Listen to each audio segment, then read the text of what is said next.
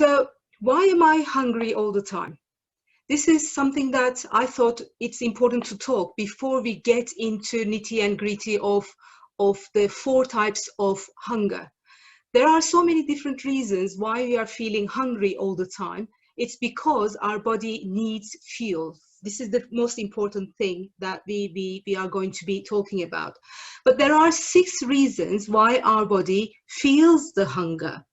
And here it is. Let's just talk about that. So on average, our body needs energy from us, to fuel to every 3 hours, 4 hours, because humans, over the years, we got used to getting food in our body every 3, 4 hours. Sometimes this even goes down to 2 hours. We feel hungry even after eating 2 hours. Sometimes it gets 5 hours. It's because we have eaten rich food, or we have been enjoying large quantity of meals. But we notice that we are consistently getting hungry more often, and there are some reasons for that. I have identified 6 of them here, and we will just go through each. One of them is that we are missing micronutrients. What are the micronutrients? They are carbs, proteins, and fats. So when our body is not getting one of these, micronutrients, our body is really getting lacking the micronutrient that our body is needing. The most important micronutrient that helps us to reach satiety and fullness is protein and fat. We are always talking that all these 3 micronutrients should be taken as fuel, as energy, as in a harmony, as a balance, in a balanced meal. But especially when we are lacking protein and fat, this is when our body does not get the satiety signal and starts getting hungry sooner than we might otherwise experience it. The lack of fiber is another important one. Fiber is very important for the body to reach our satiety signals, to make us feel fuller longer.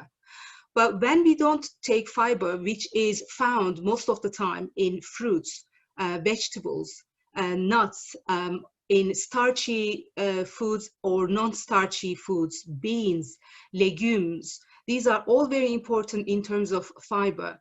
When we lack fiber in our food, we might feel hunger before, within 2 hours, 1 hour, and we will start getting hangry. We will start getting hungrier than before. Sometimes the third one is the digestive problems. Sometimes feeling bloated or uncomfortable, or if we have a digestive problems, that can also make us feel, not reaching satiety. So if you are feeling bloated, you might easily think that because you are bloated, you are feeling full. But in reality, feeling bloated doesn't necessarily mean that you have taken all the nutrients to feel the satiety.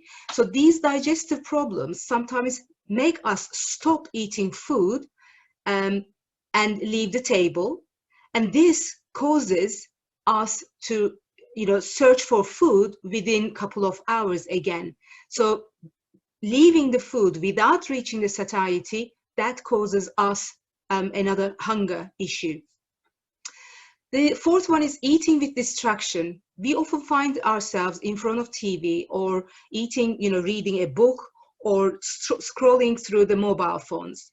And eating with distraction often doesn't give when we do this, our brain doesn't register and doesn't get the satiety signals. And when we don't feel the satiety fullness signal, we do not realize that we are full. Then that causes us to feel hungry often. And the fifth one is emotional hunger. Most of the time we feel sadness, joy, or boredom, or anxiety. And this comes in terms of, emotional hunger. Although we are not hungry, we feel that we are hungry. It is just our mind playing tricks and making us eat for to fill an emotional void, emotional feeling, and trying to fulfill that sensation. But that is also going to be bringing it will make us hungry frequently, earlier than we need. Also, sometimes we leave when you, if you know the hunger scale, I will talk about this later. On the hunger scale, if you are leaving the table before reaching the satiety, thinking that you have reached the fullness, you are okay, and if you leave earlier than that, for example, you have been eating but you had to rush out of the house immediately, you didn't reach the satiety, you didn't feel full yet, but you had to leave home, you had to take the kids to school, you had to go to work, and you rushed out of the house without feeling this full satiety. And that's when you also reach hunger. Within 1 hour or 2 hours, you start feeling peckish, you start grabbing a protein bar, or you start picking anything that is lying around the house to kill this hunger that we are feeling. I would like to show you here. I found this in the internet, and it really resonated with me. This is something that I immediately printed and put it on my fridge, and I suggest you that you do the same thing. It is quite a nice one. So we should always ask ourselves, am I actually hungry? Is this a real hunger, what I'm feeling, or is this something else? So let's ask, do you feel hungry? Yes. If you are feeling hungry, ask yourself again, are you bored? Are you tired, thirsty, emotional? Or are you watching a screen? Are you distracted? Are you looking at the TV? If it is yes, then just for 10 minutes, 15 minutes, call a friend, go to bed, sleep, take a nap, drink some water, and change your mindset. Do something else. Keep yourself active. Draw something, write something in a notebook, and change the environment. Get out of the house, even if it is just for 10 minutes, 5 minutes time. And after you do all these things, 10 minutes, 15 minutes, not longer than that. If you're still feeling hungry, then yes, you are really hungry, and go and eat something. Feel free and don't feel guilt. Find the most nutritious food in your fridge and eat, enjoy it. But after doing all these things, if you are still not hungry, then just drink water. That will cut the hunger. It will take the edge, and it means that you are not really hungry. You are in reality bored, tired, or thirsty, or emotional. You are trying to fill in something. So in these three cases, either way, just drinking water is the most important thing that you can do to take the edge off. After you drink a glass of water or 2 glasses of water, you will feel that you are feeling much better, because most of the time it is being thirsty, really. It's not being hungry, or it is being bored and just getting out of that, off that sofa and just walking a couple of steps to the bedroom or to the kitchen to get some water. This will distract you. This will take your mind out of the hunger, of the hunger.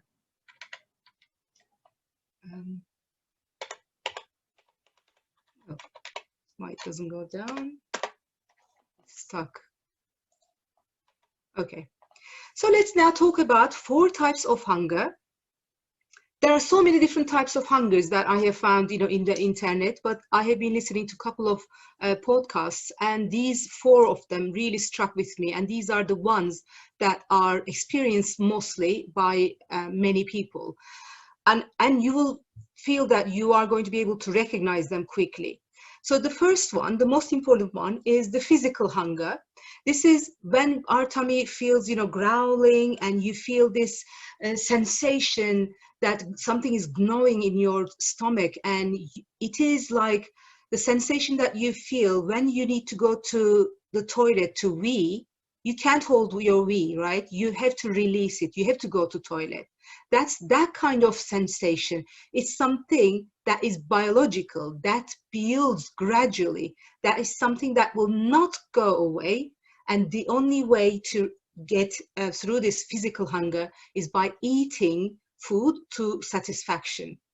This usually occurs several hours after a meal. Let's say you enjoyed your breakfast or your lunch, and 4 or 5 hours later you will have dinner, and this comes gradually. It's not sudden, and it is very normal, biological, and it's, as I said, it is like, the urgency of going to toilet, something that you cannot hold, and you have to do it.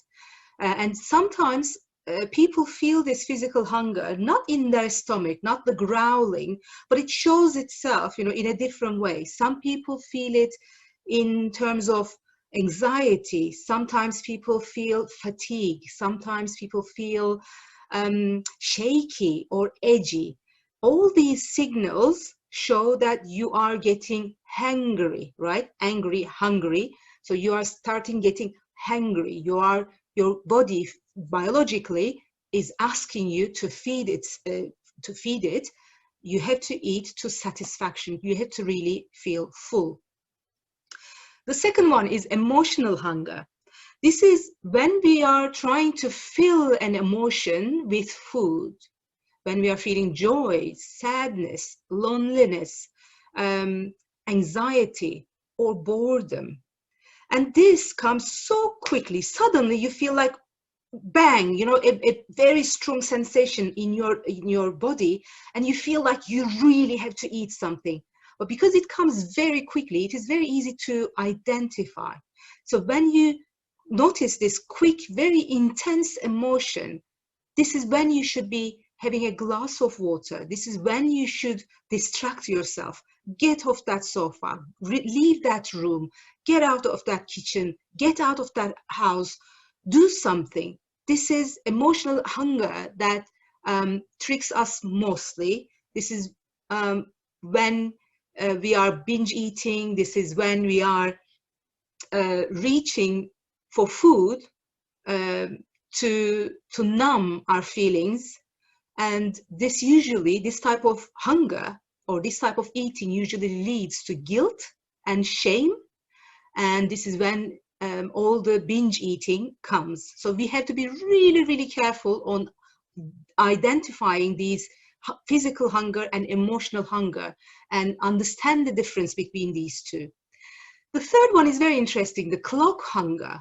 As you know, we have been conditioned since our childhood. We have been told that we have to eat breakfast, lunch, and dinner. Lunch is always eaten between 12 and 1 p.m. Breakfast is 6 a.m. to 7 a.m. and dinner always depends on what country you live in, etc.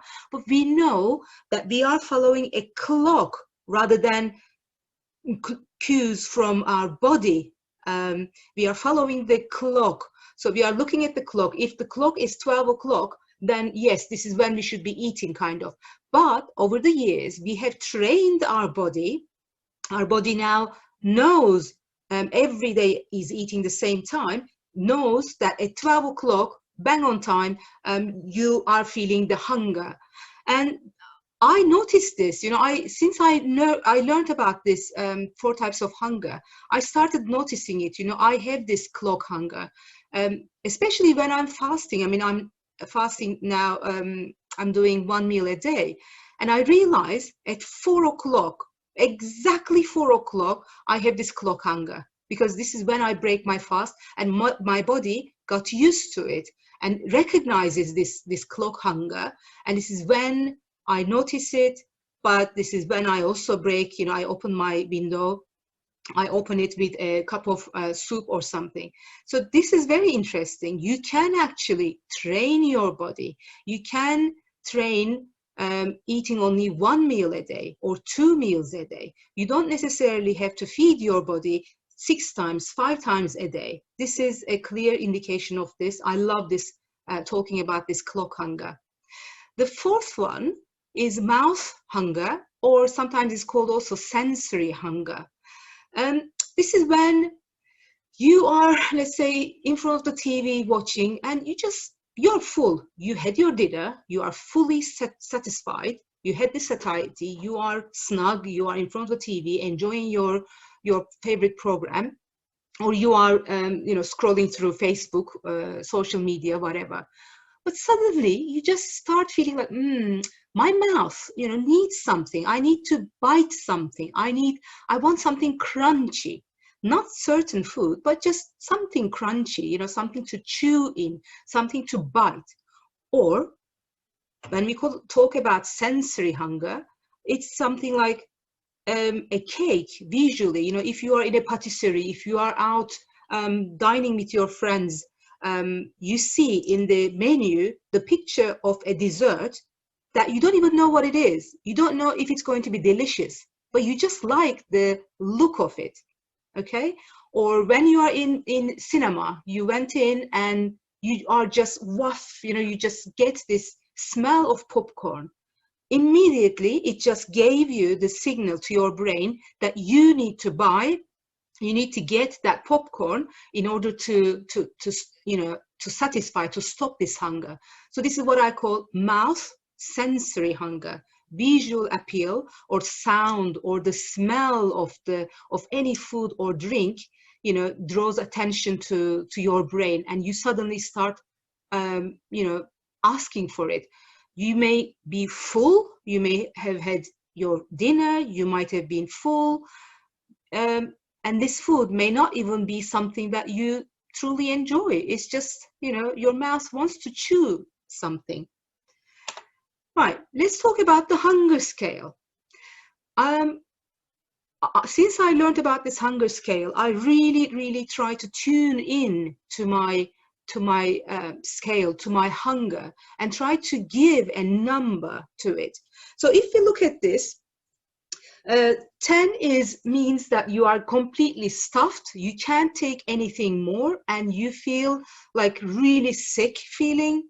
You want to feel like throwing up, or you might feel like, this is the feeling when you are having on Christmas Day or on New Year's Day, after a big celebration, after eating like 5-course meal, 6-course meal, and you feel the urge or the need of opening up your button, and you want to change into something comfortable because you can't take anymore. You can't even sit comfortably on the sofa.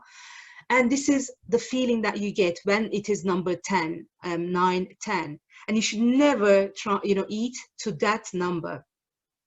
0 is the neutral. And as you see here in the pink scale, from -2 to 2, this is the happy, energetic, and fueled body. This is the perfect stage where your body should be. -2 is rumble, but not growling yet. And the -1 is, this is your tummy starts whispering. And this is when you should start preparing your meal. You shouldn't wait until -4 or -5. This is when people, especially women, are reaching for a glass of wine, especially when cooking, around cooking time, around 4 o'clock, 3 o'clock, you came home with the kids, they are playing in the other room, and you started cooking or tidying up, whatever. You have your glass of wine. You are starting getting hungry. Don't let yourself reaching that stage. As soon as your body hits about -3, -2, start preparing your food, or have a healthy snack such as, like 10 almonds, or, handful of nuts, or something like that, or celery, or olives, something to take the edge off until your dinner time, until your meal time. And -9, -10, this is the starving time, and this is something that you should never ever let yourself into. For people who are doing intermittent fasting, it is different though. When we are talking about starving, we all know that intermittent fasting is not starving. The difference between starving and intermittent fasting is that when you do intermittent fasting, you are in full control of your eating schedule. You are in control of eating whenever you want or breaking your fasting whenever you want. But starving, let's say for different reasons, for if somebody doesn't give you food and you are, imprisoned or something, that is completely different, because you are not in control of the food that has been given to you, and that is the starving case. But if you are doing intermittent fasting, you are in full control.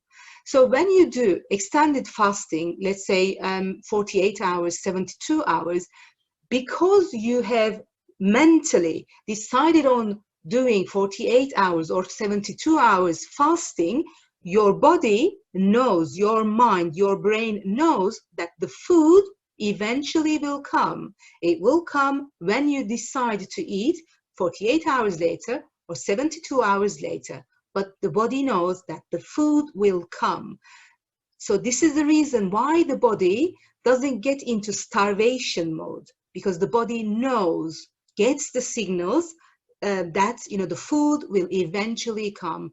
That hunger, that starvation will never happen.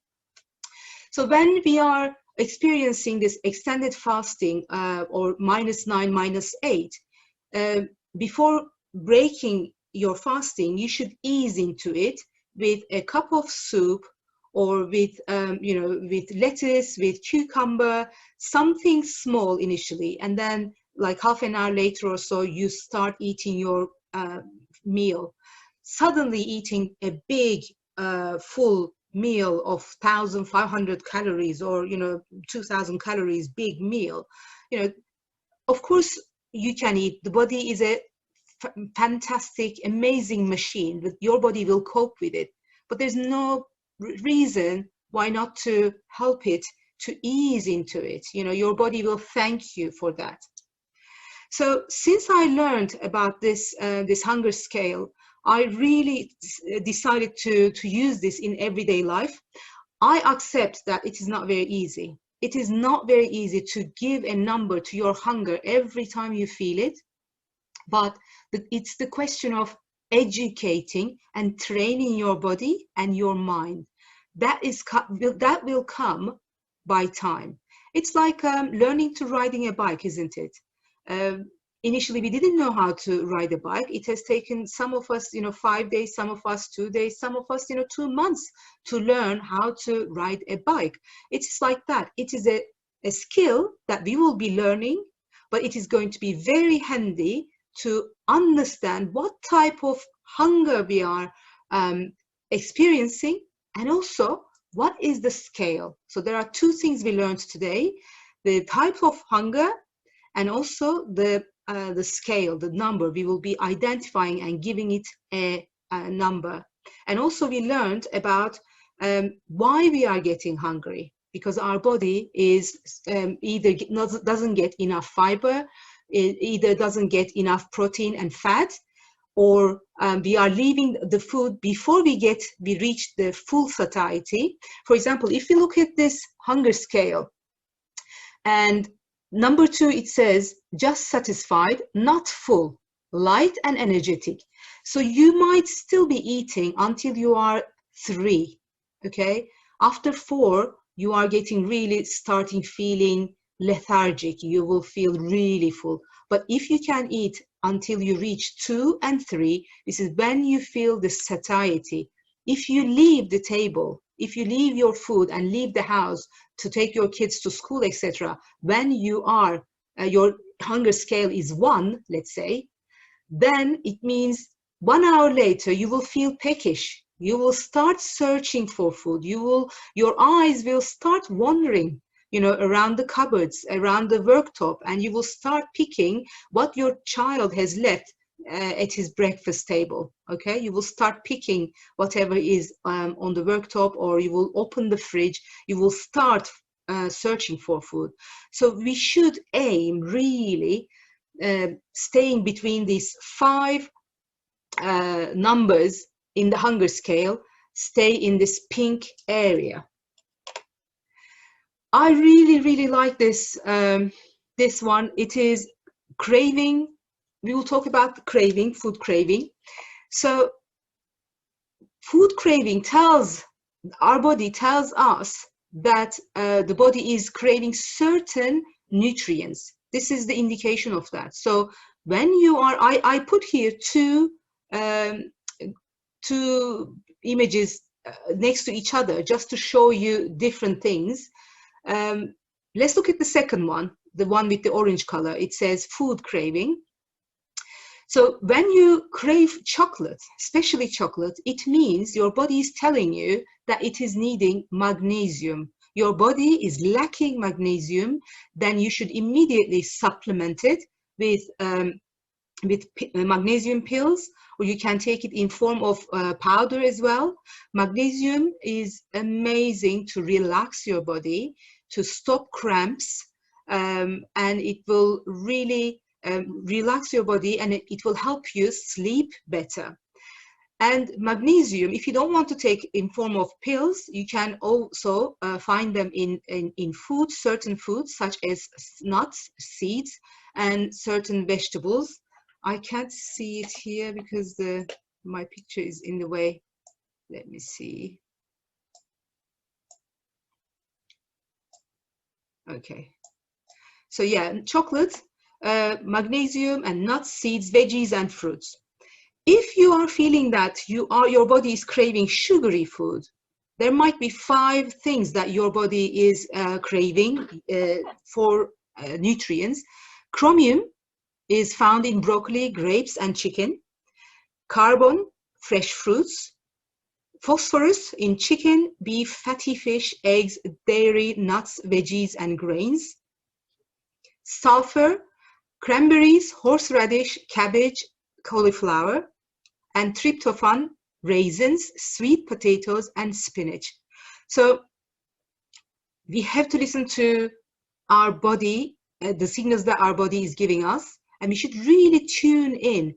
This is what is called listen to your body, right? You hear this in every diet websites or in diet books. They all say, listen to your body, eat intuitively. And I've been always wondering, what does listen to your body mean? This listen to your body means this. It means learn about your food cravings, identify your hunger, and then think about your hunger levels, and then feed your body with the right food that is needing, not, don't give it a donut or the biscuits or chocolate, whatever. So bread and pasta and other carbs means nitrogen is missing in your body, and this is found in high protein foods such as meat, salmon, nuts, beans, and chia seeds. And oily foods, sometimes you feel, you crave, you feel in your mouth, you definitely need something oily. It means your calcium is missing in your body. Milk, green leafy vegetables, grass-fed animals, animal meat, grass-fed vegetables, okay. Salty foods, chloride and silicone, fatty fish, goat milk, cashew nuts, and seeds. Now, the reason why I put 2 of them together, on the left-hand side of on the left-hand side in the image, you will see that it talks about your craving, the emotion, and why it is happening, and what's the fix. How can we fix that? Let's look at it now. Let's say you are craving crunchy crisp, okay? And that is when you are angry and frustrated. This is when you will be reaching crunchy, something crunchy, crispy. This is when you will be reaching that kind of food. And this is usually happening, due to unresolved issues and not speaking up for yourself, and maybe feeling trapped, and maybe you couldn't speak up in a meeting and you don't feel good. So this is that kind of, in that kind of situations, what can you do to fix it? You can write down your feelings, or you can talk about your feelings to a friend, and you can have a handful of nuts or celery, carrot sticks, apple, and this will make the edge off. That will make you stop that feeling and unnecessary, mindless eating that will take the edge off. Sometimes you feel something like eating like something chewy, something tough. This is when we are mad, pensive, and confused. I really, really love this one, by the way. This is exactly how I felt last week. We were going through my son's exam preparations. I have been studying with him. I have been teaching him certain things, but he wasn't cooperating well with me. He wasn't listening to me or arguing with me. And every time we were finishing our lesson with my son, I was feeling so frustrated, and I was coming out of his room, and I felt, and I really remembered those moments. I was feeling like I need to chew something, I need to bite in something. Those were my emotions coming out because I was sad, mad, I was really thoughtful, I was really emotionally invested, I was really feeling sad about what might happen if he doesn't get the right grades. So this was making me feel I want to eat something chewy, I want to bite into something. So that was happening because I had a lot on my mind and I needed to mull things over. So what I needed to do was 5 minutes of deep belly breathing to create clarity. And I had to eat lean meat, turkey, or dried fruit and nuts. And you know what I did? I didn't know about this. I found this today, actually. And I have been binge eating. I'm not going to call it binge eating, but I just went to the kitchen every time I was feeling this way, and I was finding something to eat. It wasn't often carrots or cucumbers, obviously. Sometimes it was biscuits, sometimes it was chocolate, whatever I could find in front of me. When we are feeling lonely, we usually crave filling, bulky, fluffy food. I can't give some, example for that.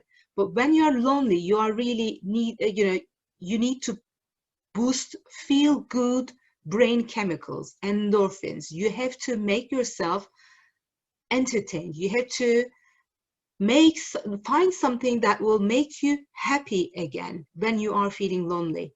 So what is better than calling a friend? Okay, call a friend, pick up at the phone, go for a walk, cuddle your cat or play with your dog, and or in terms of food, eat something with almond flour tortilla roll up, put some chicken in it, have some nuts, etc., to take the edge off. And when we are sad and depressed, you will all agree with me, what do?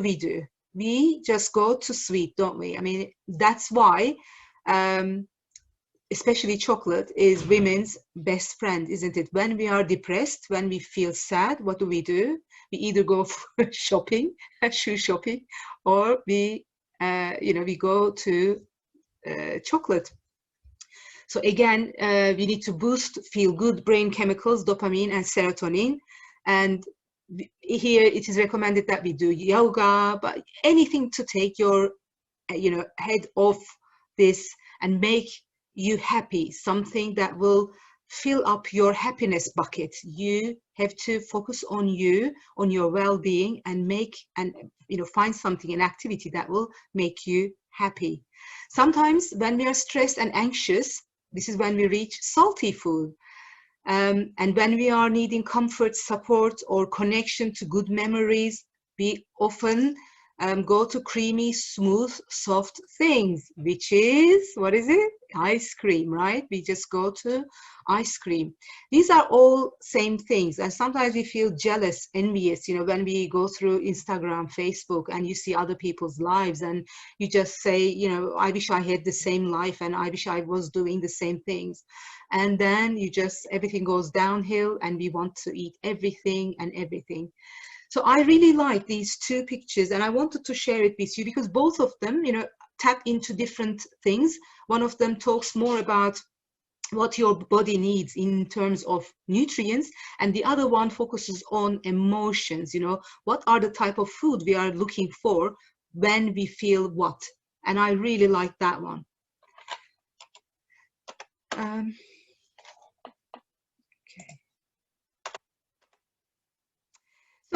also, I have been observing naturally thin people for quite some time, and I have my youngest sister has been naturally thin for many years, and my best friend is also, she's naturally thin, and my husband is also, I can say, he's naturally thin. My mother-in-law, my father-in-law, and I have been observing how they eat and what am I doing differently to them.